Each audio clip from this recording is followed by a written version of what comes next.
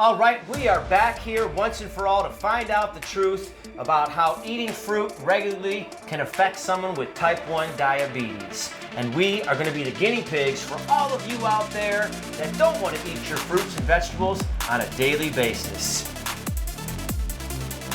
The goal here, the objective is for David to learn the steps that it takes to live the BIB lifestyle.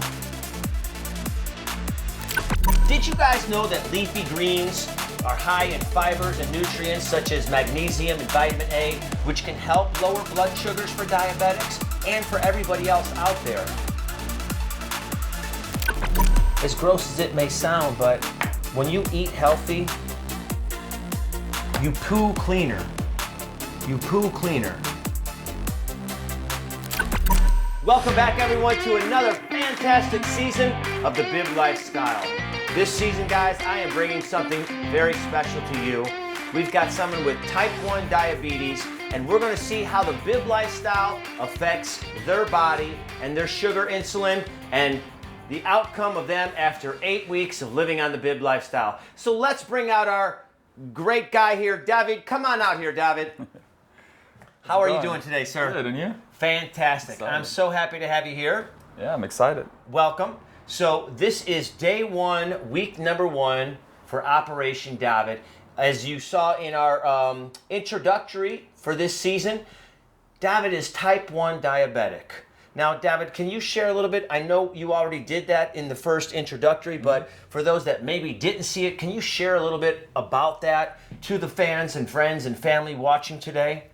Yeah, so, I mean, type 1 diabetic, you're born with it. It doesn't necessarily manifest until you're like in your teens or early 20s. And what happens is your body just stops producing insulin naturally. So that's why I need to inject insulin. And of course, depending on how many carbs, how many sugar I eat, I always need to inject more or less, you know? And yeah, I mean, I'm doing pretty good on it with the insulin. But I still eat not that great. I should be eating better, right? Yes. And also I'm a touring musician, so I'm always on the road and it's hard. But I'm excited to try this out and hopefully can lower the insulin usage that I'm... So that you talk about the insulin usage. So what is that, the amount of times that you have to inject each day, or is that the amount of insulin that you have to inject? What's the difference on those? Yeah, exactly. So basically the amounts. I would still need to inject some, or maybe sometimes if I have a really healthy meal with not many carbs, I might not have to inject at all, combining it with some workouts and so forth. So. Now, how do you know when you have to inject? Is it something that happens to your body? Do you feel lightheaded? Do you feel fainty? What is it that you actually happens to you that you tell yourself, okay, I need to go inject some insulin right now? Well, having to inject, so when your sugar level is high, you don't really notice it that much. You might get a little sleepy, but you don't really notice the highs that much. You just, of a rule of thumb, okay, I'm going to eat this, so I'm going to inject this much. But when the sugar is low, that you really notice. Like you get really cold sweats down your back, and if you're shaking, and that's also the dangerous part, to have a really low sugar. Yeah. So I'm really gonna have to adjust, because if I inject too much insulin with not eating the usual carbs I do, then it's gonna for sure go low. Okay. So I'm gonna have to definitely try with less first, and then if it does still go high, then I can always inject a little bit later. Well, I'm sorry that you have to deal with this, you know, and there's millions of other people out there that are dealing with this on a daily basis as well. And, you know, it gives me goosebumps because it makes me just feel, you know, it's like, it's incredible how this happens to people, you know, and it's unexpected, something he was born with that he has to deal with. So I'm excited to see how this is going to change him, or change for him in the better, to see what the BIB lifestyle will actually do for a type 1 diabetic.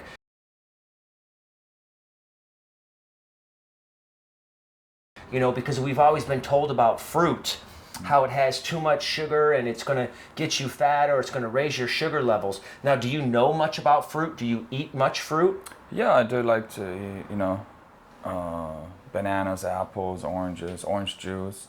And yeah, I mean, but the good thing about fruit is it's fructose, so it's natural, Yes, sugars. it's a natural sugar. Exactly. They don't tend to spike me as hard as, for example, like a pastry or Absolutely. or sugars Absolutely. combined with carbs. That's the worst. Correct. And now you're going to be eating a fruit bowl that's going to be about 5 cups. Yeah. Which is a very large fruit bowl. But, I think it's going to help to balance your body out just perfect because it's going to have a slow release of those sugars throughout the day. So here's what we have for David this week. As you see, this beautiful grocery list that you could find in my book, How I Found the Bib Lifestyle, My Health, My Story, How I Found the Bib Lifestyle. It has a grocery list. Mm-hmm. It teaches you what foods to buy, how much of it to buy, and how much of it to actually eat, depending on your current weight. And that's what I do here with the testimonials, the individuals that I bring onto the Bib Lifestyle. I follow the book program that I put together in the book. We see the effects. He comes back week after week to share his positive results. And then you guys get to watch and hopefully learn something. And hopefully some of you out there are going to give it a try and transform your life with the Bib Lifestyle. So this week, David, our bean is going to be black beans. Are you a black bean fan? Yeah, I like black beans. Excellent. So we've got some black beans we're going to cook up. And then for our grain, have you ever had the pearl barley? Maybe, probably. Okay. Pearl barley, it's not intentionally, maybe. It's a great grain. It has a lot of good proteins, carbohydrates, a lot of different minerals inside there that are going to help feed the body. For our leafy greens, we've got some dandelion leaf, which is a great leafy green, helps to clean up the skin, any acne problems, skin blemishes. We have some kale, Swiss chard, and then we have some celery, and then we also have some carrot for our vegetables, which also are very sweet and have some nice sugar in there as well. For our fruits, we're going to have some hammy melon, some papaya, pomegranate, bananas, oranges, pineapple. What else do we have over there? Pears and mangoes. Such a variety of different fruits and vegetables. And this is what David's going to be eating for the next 3 weeks is fruits, vegetables, grains, and beans. And that's only 5 days a week. Have you ever put yourself through something like this, as strict as this before? I think I tried keto one time, but it didn't last, I don't know, that long. Again, that was like being on the road on a tour, and it's hard. Yeah, it's hard especially when all the other tour mates are eating whatever they want. Yeah. But no, I'm excited to commit to this and really try something out longer lasting. I'm happy to have you aboard. We're going to go ahead and we're going to prep this stuff up because the goal here, the objective is for David to learn the steps that it takes to live the Bib Lifestyle. So here we have the grocery list. Now we're going to prep it. We're going to put it together. David's going to learn this. So after a couple weeks, he's going to be here prepping it himself, showing you what he's learned, taking it home to his family, and living the Bib Lifestyle from here on out. So make sure you guys stay tuned because we're going to see what happens to a type 1 diabetic living the Bib Lifestyle, how his insulin balances off, how it changes. And let me ask you, David, before we cut to this next scene, what did the watermelon say to the cantaloupe? No idea. You're one in a melon. This is the Bib Lifestyle. Stay tuned. We'll be right back. All right, we are back here once and for all to find out the truth about how eating fruit regularly can affect someone with type 1 diabetes. And we are going to be the guinea pigs for all of you out there that don't want to eat your fruits and vegetables on a daily basis. Here we have David working with us this time on season number 4 of the Bib Lifestyle. We went ahead and chopped up those delicious fruits, not all of them, of course, just what he's going to be consuming over the next 3 days, because we only want to prep food for 3 days at a time so that it maintains its nutritional value and its freshness. So, David, here we have some papaya. I was asking you before, have you ever had papaya seeds? No, not the seeds. Here, I want you to just go ahead and just pick off that piece of seed right there and try that. And let's see your reaction and what you think about that right now for the people watching. It's not bad. I mean, what can you say about that? What do you get from that? It's a little bitter, almost. A little bitter, yeah. Sour, I would say. Sour, yeah. Have you ever read about them or heard about the nutritional value in papaya seeds? No, not really. Well, they're, I can't give you everything that it's going to do for you, but there's definitely magnesium, iron, copper, zinc inside those seeds. They're used for treating skin problems. They're used for strengthening your hair. There's a lot of shampoos out there that have papaya seeds in it. There's a lot of facial cleansers that have papaya seeds in it. And there's no better way to get it than to actually eat it, so that way it's working from the inside out, because all those things that you buy with those added ingredients, they want to go natural because they know that natural is the best way. The fruit of the earth is what gives us what we need to keep us healthy and strong. So there's no better way than to eat it and let it do its work on the inside so you reap the rewards on the outside. Next we have, I'm going to scoop up some hammy fruit right here. Now, have you had that before? Looks like a honeydew melon almost, right? It does. It's definitely part of the melon family. And now I have the seeds in there as well. So go ahead and try those seeds right there. Those they're very crunchy.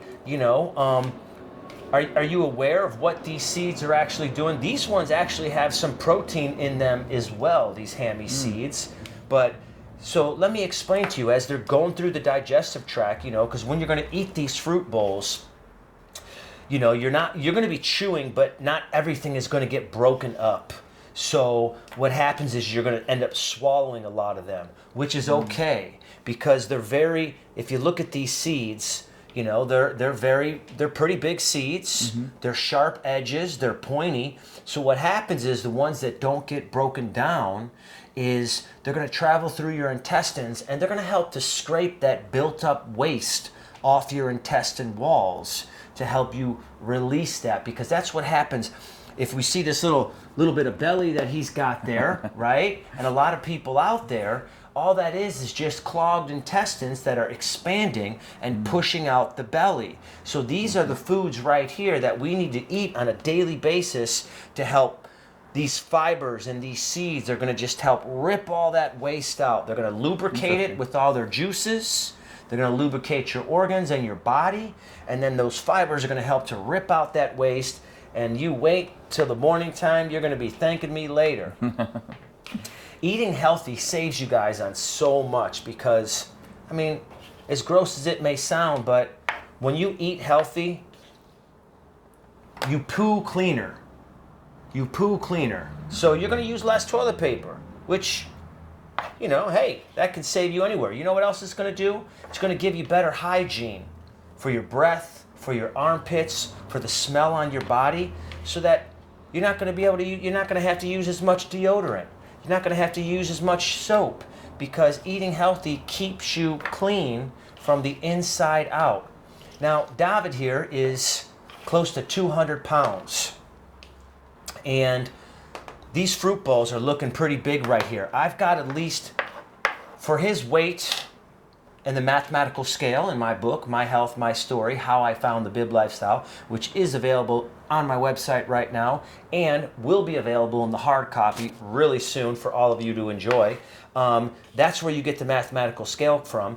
He is supposed to be eating at least 5.5 cups of fruit right now for his current weight, because he's that large and he consumes that much food. Now, it may look like a lot, but and another thing, you need this volume, because your intestines have expanded so much from the size that you are and the extra weight that you're carrying, that you need that volume. It's going to get broken down, but you need that volume to push through the intestines all together, as it's kind of like compacted and just pushing through. That's the purpose of all this.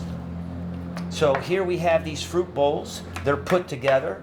You guys are going to see the effects that these fruit bowls have on the type 1 diabetic here. So make sure you stay tuned each and every week. We're going to go ahead and clean this mess up. Next thing you know, we're going to bring out the salad that we got sitting back here. put the grains and the beans and the salad bowls together for him. We'll talk about that, and we'll stay tuned. David, do you have anything else? Are you excited about these fruit bowls? Are they looking good to you? Yeah, they look really tasty right now. Do you think you're going to be able to consume that all in one sitting? Oh yeah, 100%. Excellent. Happy to hear that. Make sure you guys stay tuned. Hit that like button. Share this with all your friends and family. This is the Bib Lifestyle. We'll be right back. Thank you guys for staying with us, and here we are back with our leafy greens, beans, and grains. Did you guys know that leafy greens are high in fibers and nutrients such as magnesium and vitamin A, which can help lower blood sugars for diabetics and for everybody else out there?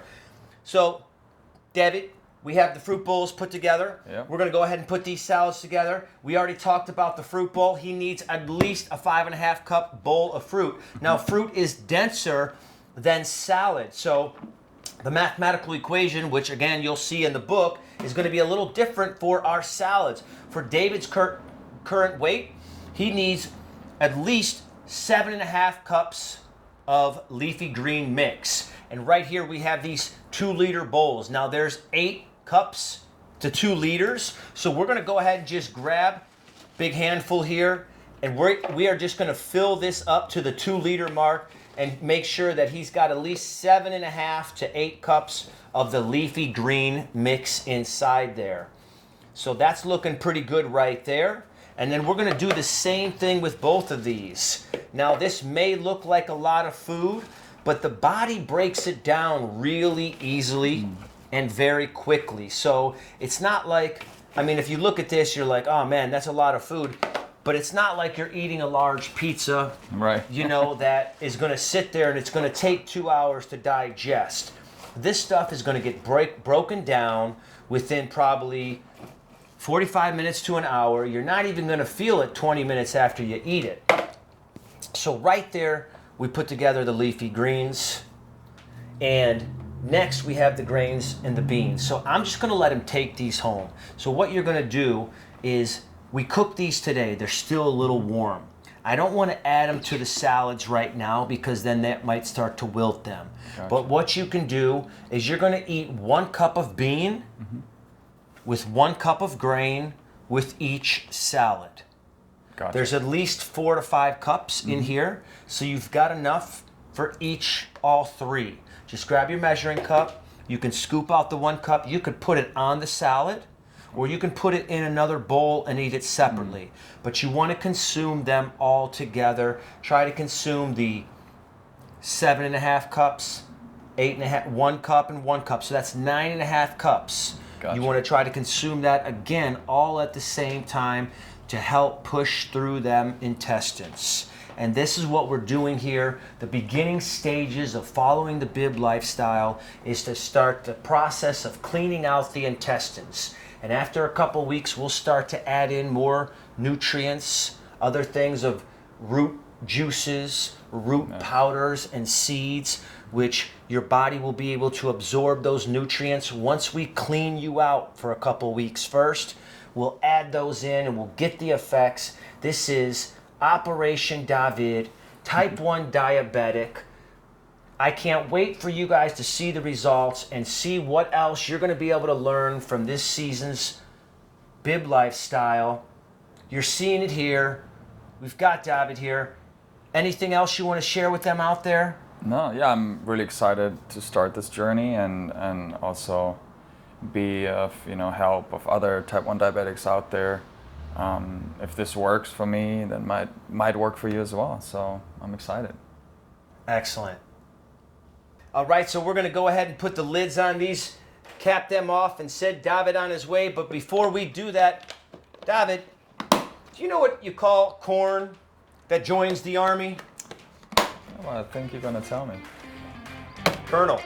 It's got jokes too. And there we have it, guys. Another great episode of the Bib Lifestyle. Always remember, be your best body.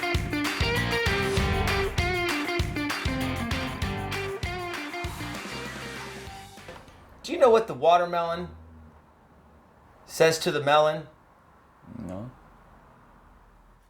Cut.